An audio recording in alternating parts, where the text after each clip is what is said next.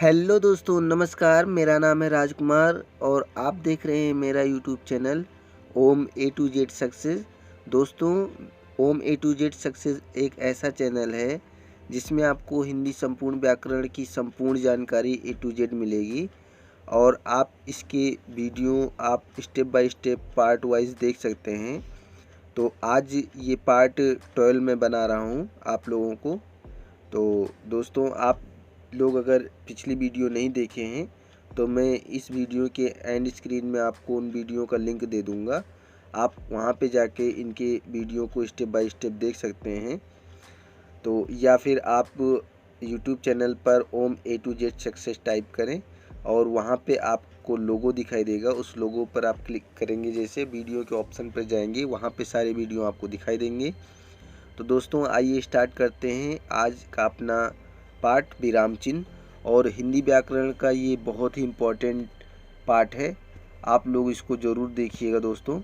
और रीढ़ की हड्डी माना जाता है ये हमारे हिंदी व्याकरण का। तो आइए स्टार्ट करते हैं, विराम चिन्हों को आज समझते हैं। विराम चिन्ह का अर्थ क्या होता है? विराम शब्द का शाब्दिक अर्थ होता है ठहराव।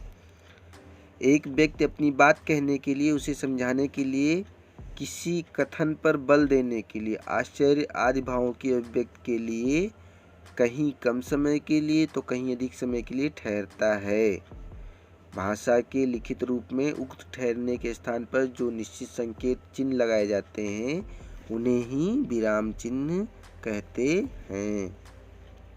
विराम चिन्ह के प्रयोग से भाषा में स्पष्टता आती है और भाव समझने में सुविधा होती है। यदि विराम चिन्हों का भी उचित प्रयोग न किया जाए तो अर्थ का अनर्थ भी हो सकता है। उदाहरणार्थ यहाँ पे देखिए, दो उदाहरण दिए गए हैं। यहाँ पे रोको मत जाने दो, इसमें रोको के साथ में ही कॉमा लगाया गया है, फिर मत जाने दो के बाद में पूर्ण विराम लगाया गया है। फिर दूसरे में लिखा गया है कि रोको मत जाने दो, रोको मत के बाद में कॉमा है, फिर जाने दो के बाद में पूर्ण विराम है। तो उक्त उदाहरण से स्पष्ट है कि विराम चिन्ह के प्रयोग की भिन्नता से अर्थ परिवर्तन हो जाता है। तो सही स्टेप क्या है? रोको मत जाने दो। तो अभिव्यक्ति है कहने का और लिखने का भी भाव प्रकट हो रहा है। तो दोस्तों, हमें हिंदी व्याकरण की इसी कड़ी में हम समझेंगे। हम जब पत्र लिखते हैं किसी को, चाहे विद्यालय के प्रधानाचार्य को हो, या कोई एप्लीकेशन छुट्टियों के लिए हो, या फिर कोई एफआईआर पुलिस थाने में दर्ज करने के लिए हो, तो उसको हमें सही ढंग से कैसे लिखना है, कहाँ पे हमें कॉमा लगाना है, कहाँ पे पूर्ण विराम लगाना है, कहाँ पे हमें हाशिया छोड़ना है, कहाँ पे हमें सेकेंड लाइन से स्टार्ट करना है, तो ये सब चीज़ों का ध्यान रखा जाता है। तभी हमारा जो पत्र लेखन है, या हम कोई लेटर लिखते हैं, या अपना मत व्यक्त करते हैं, या कोई बड़ा चैप्टर लिखते हैं, कहीं पे हम निबंध लिखते हैं, तो उसमें ये सब चीज़ों को हमें बारीकी से ध्यान में रखना चाहिए। इसी से दोस्तों हमारे नंबर अच्छे आते हैं। यदि हम हिंदी का पेपर देते हैं तो उसमें इसी से अधिकतर नंबर काट लेते हैं हमारे जो निरीक्षक होते हैं, जो जांच करते हैं हमारी कापियों की। तो दोस्तों, अक्सर करके हमारे जो रिजल्ट निकल के आते हैं, चाहे वो किसी भी क्लास के हों, चाहे 9th के हों, 10th के हों, 12th के हों, 11th के हों, कोई भी हों, तो उसमें आपने देखा होगा कि हिंदी में बच्चे बहुत कम नंबर पाते हैं। उसका सबसे बड़ा यही रीज़न है कि वो सही चिन्हों का सही जगह पर लिखने में प्रयोग अच्छे ढंग से नहीं कर पाते हैं। तो उसीलिए ये चैप्टर आज का है और आप लोग इसको आप अच्छे से देखिएगा, जिससे कि आपको जो भी डाउट हैं वो क्लियर हो सके और आप अपने एग्ज़ाम में अच्छे नंबर ला सकें। और दोस्तों, हिंदी में निम्न विराम चिन्ह प्रयुक्त होते हैं, जैसे कि यहाँ पे है नंबर 1 पे है अल्प विराम, इसको हम बोलेंगे अल्प विराम, जो कि अल्प विराम ऐसे लगता है, मैं आपको लिख के भी बता दे रहा हूँ। अल्प विराम का चिन्ह ऐसे होता है, यहाँ पे देखिएगा ये ऐसे लगाया जाता है। अर्धविराम, अर्धविराम जो होता है वो ऐसे लगाया जाता है, यहाँ पे गोल, यहाँ पे ऐसे और फिर ऐसे, अर्धविराम हो गया। अपूर्ण विराम, अपूर्ण विराम का मतलब होता है एक यहाँ पे ऐसे और फिर ऐसे, दो डॉट होती हैं, दो बिंदु। पूर्ण विराम, पूर्ण विराम का मतलब होता है जहाँ पे हम अपने बातों को पूर्णतः कहने के बाद में लगाते हैं। जैसे यहाँ पे सीधी डंडी हम लोग खींच देते हैं। प्रश्नवाचक चिन्ह, प्रश्नवाचक चिन्ह तो सभी लोग जानते होंगे। प्रश्नवाचक चिन्ह ऐसे लगते हैं, प्रश्न, क्वेश्चन की तरह, ये ऐसे। और इसके बाद में लगता है संबोधन चिन्ह। संबोधन चिन्ह से किसी चीज़ को हम संबोधित करते हैं। जैसे हमने यहाँ पे ऐसे खींच करके इसके नीचे एक बिंदी रख देंगे, सीधा डंडा खींच के, इसको संबोधन चिन्ह कहते हैं। उसके अलावा और भी चिन्ह हैं बहुत सारे, इनको आप लोग अच्छे से देखते जाइएगा। विस्मय सूचक चिन्ह है। जैसे विस्मय सूचक में क्या होता है कि आप सीधी डंडी खींचते हैं, यहाँ पे आप सीधी डंडी खींचेंगे और सीधी डंडी जो होती है थोड़ी सी पतली उसमें आती है ऐसे, और यहाँ पे जस्ट इसके नीचे एक बिंदी यहाँ पे लगा देते हैं। ये हो गया आपका विस्मय सूचक चिन्ह। ये देखिए अवतरण चिन्ह, उद्धरण चिन्ह या ऊपर विराम किसे बोलते हैं, यहाँ पे आइए देखते हैं। इकहरा में लगाया जाता है अवतरण चिन्ह। इकहरा में ऊपर, शब्द के ऊपर लगाया जाता है। देखिए जैसे यहाँ पे लगा हुआ है। जैसे मान लीजिए हमने लिखा दोहरा, यहाँ पे मैंने मान लीजिए लिखा दोहरा, दोहरा, दोहरा के बाद में हम यहाँ पे लगाएंगे, इसको बोलते हैं इकहरा चिन्ह। अवतरण चिन्ह का ये एक उदाहरण है। और दोहरा चिन्ह, दोहरा चिन्ह जब डबल हम लगाते हैं, जिसको इंग्लिश में इन्वर्टेड कॉमा के नाम से जाना जाता है, डबल इन्वर्टेड कॉमा के अंदर बंद, तो इसको दोहरा अवतरण चिन्ह कहेंगे। इसी को दो बार कर देंगे दोस्तों। योजक चिन्ह कौन से होते हैं, योजक चिन्ह समास चिन्ह, जैसे कि निदेशक, निदेशक। दोस्तों योजक चिन्ह क्या होते हैं या सामासिक चिन्ह क्या होते हैं, डैश जिसको बोलते हैं इंग्लिश में, ऐसे सीधी डंडी खींच देते हैं बीच में।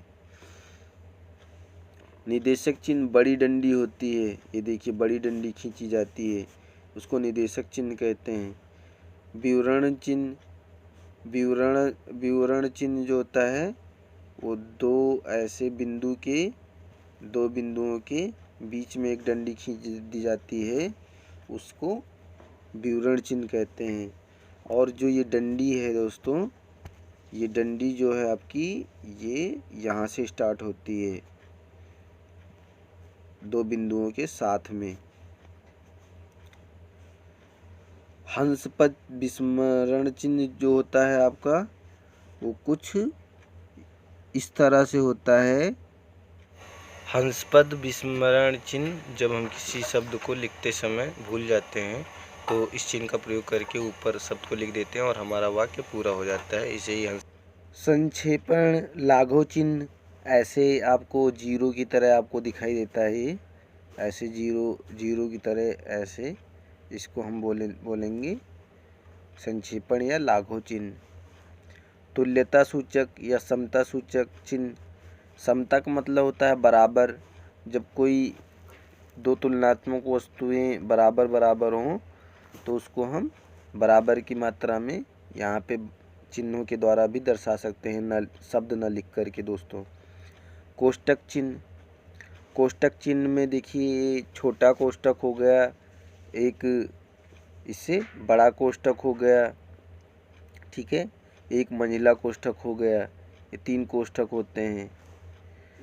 लोप चिन्ह कौन कौन से होते हैं, जैसे जिसको हम डॉट डॉट डॉट कहते हैं, वो लोप चिन्ह होते हैं। इतश्री या समाप्ति सूचक चिन्ह कौन सा है?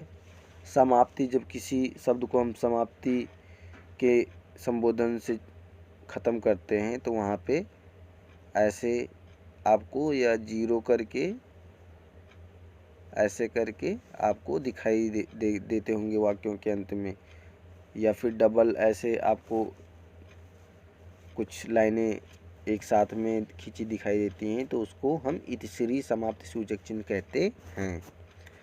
तो इस तरह से कई सारे चिन्ह हैं। आइए और चिन्हों के बारे में यहाँ पे देखते हैं। विकल्प चिन्ह कौन कौन से होते हैं? विकल्प चिन्ह जैसे कि यहाँ पे आपको 2 शब्दों के बीच में अंतर डिफरेंस करने के लिए, जिसको डिवाइड बोलते हैं, विकल्प चिन्ह वो होता है। इंग्लिश में इसको डिवाइडर बोलते हैं, डिवाइड। पुनरुक्ति चिन्ह, पुनरुक्ति चिन्ह जो होता है वो, इसको हम ऐसे लगाते हैं और एक शब्दों के बीच में पुनरुक्ति चिन्ह का प्रयोग किया जाता है। जैसे हमने इसके बीच में लिख दिया राम, ऐसे, तो ये हो गया आपका पुनरुक्ति चिन्ह। संकेत चिन्ह कौन सा होता है? जिसको हम स्टार के नाम से भी जानते हैं इंग्लिश में। संकेत, सांकेतिक भाषा में किसी वस्तु को, किसी जगह को संकेत अगर करके उसको उसकी तरफ इशारा करके बताया जाए तो वहाँ पे इस संकेत चिन्ह का प्रयोग किया जाता है। अल्प विराम, अल्प विराम, यहाँ पे देखिए इस अल्प विराम के बारे में पूरा विवरण बताया गया है। तो इसको हम लोग आइए समझते हैं, क्या अल्प विराम का क्या महत्व है, कहाँ पे लगाना चाहिए और कब लगाया जाता है। ये हिंदी में विराम चिन्हों को हम किन किन जगहों पर कहाँ कहाँ पे लगाते हैं, उसको आइए समझ लेते हैं स्टेप बाय स्टेप। तो विस्तार से यहाँ पे इसका वर्णन भी किया गया है। आइए समझते हैं कि अल्पविराम चिन्ह का प्रयोग कहाँ कहाँ पे हमें करना है। नंबर 1 पे है अल्पविराम। तो अल्पविराम ऐसे लगता है, आपको बता दिया है एक बार दोस्तों, आप लोग दोबारा से आप देख लीजिएगा, मैं यहाँ पे लिखे देता हूँ। अल्पविराम ऐसे लगता है। तो नंबर 1 में है कि वाक्य के भीतर एक ही प्रकार के शब्दों को अलग करने में, जैसे राम ने आम, आम के साथ में क्या क्या खाया, जैसे खाया या खरीदा। राम ने आम और अमरूद और केले आदि खरीदे। वाक्य के उपवाक्यों को अलग करने में, जैसे हवा चली, हवा चली, पानी बरसा, ठीक है, और ओले गिरे आदि। इस तरह के वर्डों के साथ में, शब्दों के साथ में हम अल्पविराम का प्रयोग करते हैं। चिन्ह करेंगे, जैसे पूज्य पिताजी, अल्पविराम लगा देंगे। बहुदीय लिखेंगे तो अल्पविराम लगा देंगे।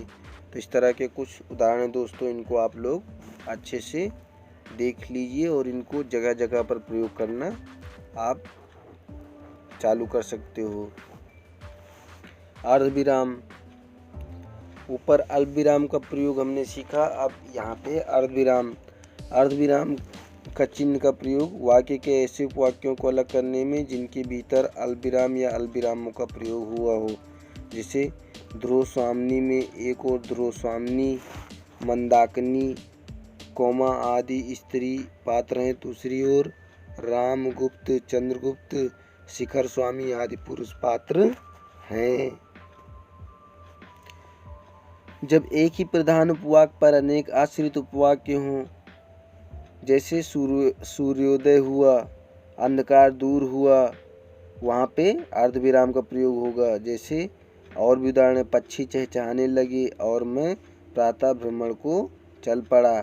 तो पक्षी चहचहाने लगे और मैं प्रातः भ्रमण को चल पड़ा, यहाँ पे भी हम अल्पविराम का प्रयोग करेंगे। मिश्र तथा संयुक्त वाक्यों में विपरीत अर्थ प्रकट करने या विरोधपूर्ण कथन प्रकट करने वाले उपवाक्यों के बीच में जैसे जो पेड़ों को पत्थर मारते हैं, अल्प विराम वे उन्हें फल देते हैं। भिन्न उपवाक्यों पर अधिक जोर देने के लिए मेहनत ही जीवन है। जैसे यहाँ पे बताया गया है मेहनत ही जीवन है। अल्प विराम, फिर आलस्य ही मृत्यु, पूर्ण विराम आ गया।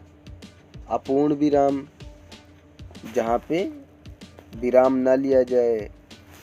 रोक विराम का मतलब क्या होता है दोस्तों? ठहराव। विराम का मतलब क्या होता है? ठहराव। यहाँ पे मैं लिखे देता हूँ और नेक्स्ट पे चलते हैं, इसके उदाहरण देखते हैं। जैसे छोटा सवाल, बड़ा सवाल, परमाणु विस्फोट, मानव जाति का भविष्य।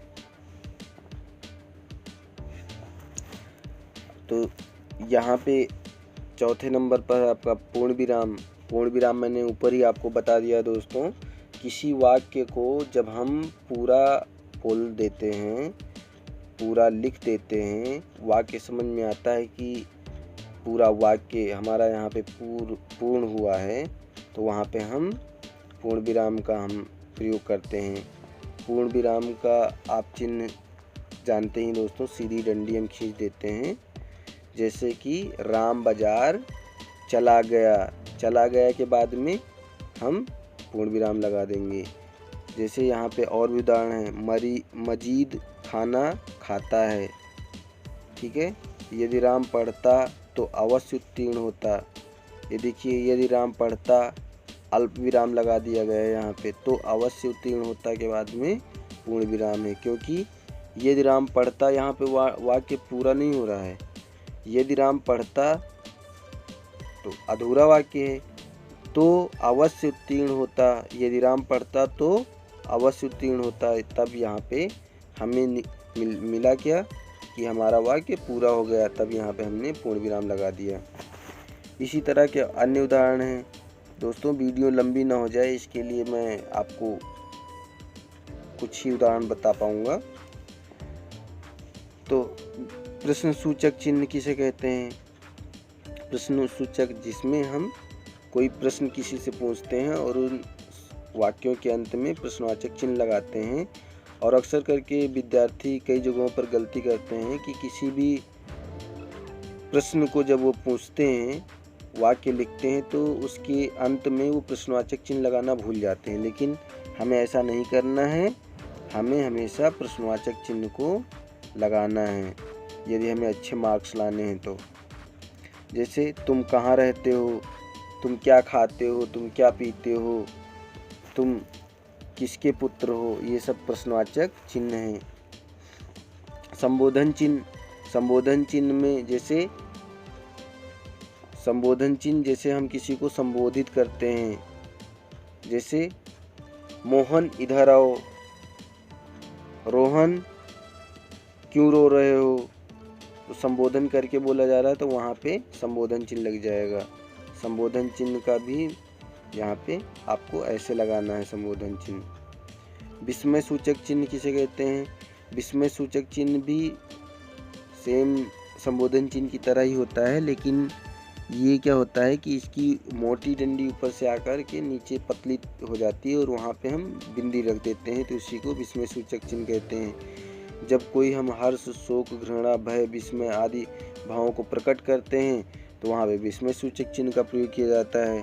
जैसे उदाहरण के तौर पर हाय, अब मैं क्या करूँ।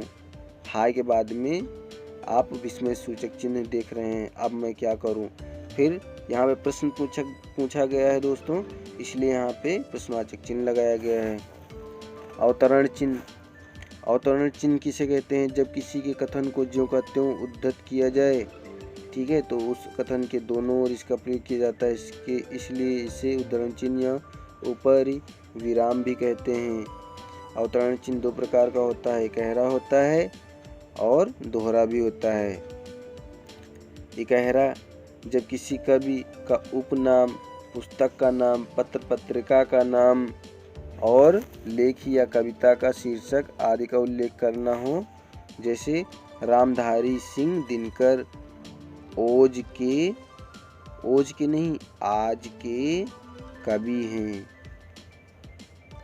रामचरितमानस के रचयिता कौन हैं? तुलसीदास हैं।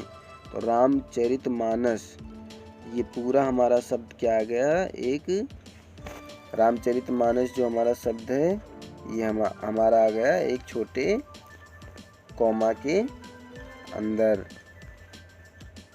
जिसको हम क्या बोलेंगे?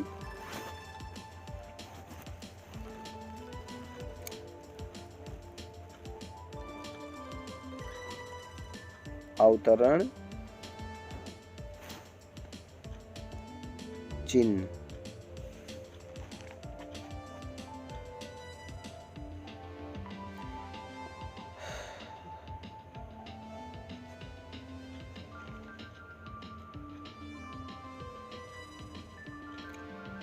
तो अवतरण चिन्ह में दो चिन्ह होते हैं, एकहरा और दोहरा। तो अवतरण चिन्ह का एक उदाहरण यहाँ पे मैंने आपको बता ही दिया। दूसरा है दोहरा कब लगाया जाएगा अवतरण चिन्ह? वाक्यांश को उद्धत करते समय, जैसे महावीर ने कहा अहिंसा परमो धर्मा है, गांधी जी ने कहा सदा सच बोलो। तो यहाँ पे हमें दोहरा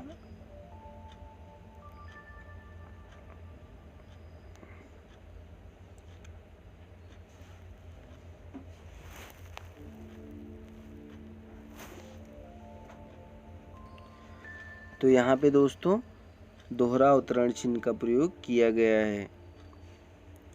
योजक चिन्ह कौन से होते हैं? योजक दो शब्दों को जोड़ने के लिए तथा द्वंद्व एवं तत्पुरुष समास में, जैसे सुख दुख, माता पिता, प्रेम सागर, राम श्याम, जैसे पुनरुक्त शब्दों के बीच में, जैसे पात पात, डाल डाल, धीरे धीरे, ये पुनरुक्त शब्द हैं, इनके बीच में भी योजक चिन्ह का प्रयोग किया जाता है अलग करने के लिए। तुलनात्मक, जैसे सा सी से के पहले, भरत सा भाई, यशोदा सी माता, इसके कुछ उदाहरण हैं। निर्देशक चिन्ह किसे कहाँ कहाँ पे लगाने हैं? आइए देखते हैं। नाटकों के संवादों में, जैसे मनसा बेटी, यदि तू जानती, मणिमाला, क्या, ठीक है। जब परस्पर संबंध या समान कोटि की कई एक वस्तुओं का निर्देश किया जाए, जैसे काल तीन प्रकार के होते हैं। कौन कौन से काल होते हैं? भूतकाल, वर्तमान काल, भविष्य काल। तो इसके बाद वाक्य के काल तीन प्रकार के होते हैं। जहाँ पे ये शब्द समाप्त होता है उसी के जस्ट साथ में अब हमें बताना है कि काल कौन कौन से हैं। तो वहाँ पे निर्देशक चिन्ह का प्रयोग करके आगे और हम लिख देंगे भूतकाल, कौमा, अल्पविराम इसको बोलते हैं, वर्तमान, अल्पविराम, भविष्यत काल, फिर पूर्ण विराम आ गया। हमने पूरी बात कह दी दोस्तों। जब कोई बात अचानक अधूरी छोड़ दी जाए, जैसे यदि आज पिताजी जीवित होते पर अब नहीं हो, इसलिए यहाँ पे निर्देशक चिन्ह उनको निर्देशित करके कहा गया है पिताजी को। जब वाक्य के भीतर कोई वाक्य लाया जाए, जैसे महामना मदन मोहन मालवीय, फिर इसके बाद में आ गया है आपका निर्देशक चिन्ह और ईश्वर उनकी आत्मा को शांति दें। फिर निर्देशक चिन्ह भारत की महान विभूति थे वो। विवरण चिन्ह, जब किसी कही हुई बात को स्पष्ट करने या उसका विवरण प्रस्तुत करने के लिए वाक्य के अंत में इसका प्रयोग होता है। जैसे पुरुषार्थ चार हैं, धर्म, अर्थ, काम और मोक्ष। तो यहाँ पे हम पुरुषार्थ के बारे में बता रहे हैं, विवरण बता रहे हैं, तो यहाँ पे विवरण चिन्ह आ जाएगा।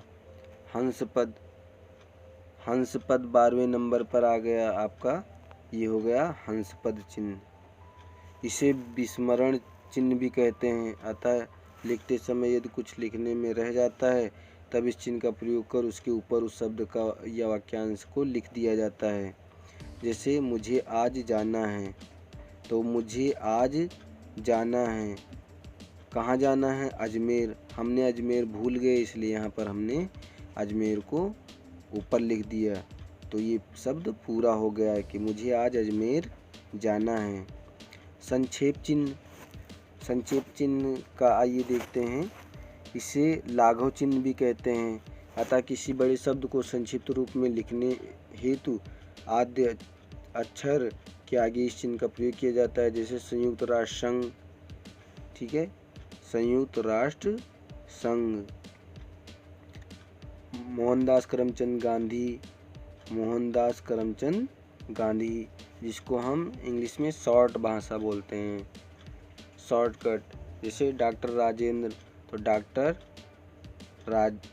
राजेश यहाँ पे है, डॉक्टर राजेश लिखना है तो डॉक्टर पूरा डॉक्टर ना लिख करके डा के आगे बिंदु लिख देंगे और राजेश आगे लिख देंगे। तो इसे लाघव चिन्ह भी कहते हैं, यानी संक्षिप्त रूप, छोटा रूप, लघु रूप, संक्षिप्त से छोटे की तरफ। तुल्यता या समता सूचक चिन्ह या बराबर का चिन्ह, जिसे किसी शब्द के समान अर्थ बतलाने, सामान्य मूल्य या मान का बोध कराने हेतु इस चिन्ह का प्रयोग किया जाता है। जैसे भानु, भानु को सूर्य भी बोलते हैं। भानु बराबर है सूर्य के। 1 रुपया बराबर है 100 पैसे के, ठीक है। कोष्टक चिन्ह, इसमें छोटा कोष्टक, मंझला कोष्टक और बड़ा कोष्टक, 3 कोष्टक होते हैं दोस्तों। इनको आपको बहुत ही ध्यान से समझना है और बहुत ही इम्पोर्टेंट भी है। हम लोग प्राय इसका इस्तेमाल करते हैं। वाक्य में प्रयुक्त किसी पद का अर्थ स्पष्ट करने हेतु मुंह की उपमा मयंक चंद्रमा से दी जाती है। नाटक में पात्र के अभिनय के भावों को प्रकट करने के लिए इसका प्रयोग किया जाता है। जैसे कौमा, खिन्न होकर, मैं क्या करूं, ठहर कर, किंतु नहीं, मुझे विवाद करने का अधिकार नहीं है। लोप चिन्ह, लोप चिन्ह कहाँ कहाँ पे लगाए जाएंगे दोस्तों? लिखते समय लेखक कुछ अंश छोड़ देता है तो उस छोड़े हुए अंश के स्थान पर x या ... लगा देता है। तुम्हारा सब काम करूँगा, फिर बोलो बड़ी माँ, तुम गांव छोड़कर चली तो नहीं जाओगी? प्रश्नवाचक चिन्ह लगा दिया गया। फिर बोलो, बोलो के आगे वो जो बोल रही है वो व्यक्त यहाँ पे नहीं किया गया है, यानी कि यहाँ पे लोप कर दिया गया है भाषा का, इसलिए यहाँ पे लोप चिन्ह लगा दिए गए हैं, ... जिसको बोलते हैं, ऐसे ऐसे। तो इतश्री समाप्ति चिन्ह, किसी अध्ययन या ग्रंथ की समाप्ति पर इस चिन्ह का प्रयोग किया जाता है। अक्सर करके आप कोई ग्रंथ पढ़ते हैं या कोई आप बड़े बड़े पाठ पढ़ते हैं, धार्मिक पुस्तकें पढ़ते हैं, उनके एंड में ऐसा चिन्ह आपको समाप्ति चिन्ह नज़र आता है। विकल्प चिन्ह, विकल्प चिन्ह जब दो में से किसी एक को चुनने का विकल्प हो। जैसे शुद्ध वर्तनी वाला शब्द है कवित्री, कवि, शुद्ध शब्द वाला, जैसे शुद्ध वर्तनी वाला शब्द है कवित्री, फिर उसके बीच में विकल्प चिन्ह डाल दिया गया कवित्री, या दोनों शब्द समानार्थी हैं। जैसे जो सदा रहने वाला है शाश्वत, फिर विकल्प चिन्ह बीच में दिया गया है सनातन, फिर विकल्प चिन्ह दे दिया गया है फिर नित्य। इन तीनों का मतलब एक ही है। विकल्प दोहराया गया है कि इनमें से तीनों में से आपको एक विकल्प चुन लेना है। पुनरुक्ति चिन्ह, जब ऊपर लिखी किसी बात को ज्यों का त्यों नीचे लिखना हो तो उसके नीचे पुनः वही न लिखकर इस चिन्ह का प्रयोग करते हैं। जैसे श्री सोहनलाल, श्री गोविंदलाल, ठीक है। और संकेत चिन्ह कौन से होते हैं हमारे? संकेत चिन्ह, हम जब संकेत करते हैं किसी तरफ, स्टार बना देते हैं ऐसे, और अपनी तब यहाँ पे कोई भी शब्द लिखते हैं तो इसको संकेत चिन्ह कहते हैं। तो दोस्तों आज का पाठ यहीं पे एंड करते हैं। तो दोस्तों अगर आपको ये वीडियो पसंद आई हो तो आप लोग ज़रूर हमें कमेंट कीजिएगा और हमारे चैनल को सब्सक्राइब कर दीजिए, जिससे कि आपको आने वाली हर एक वीडियो मिलती रहें।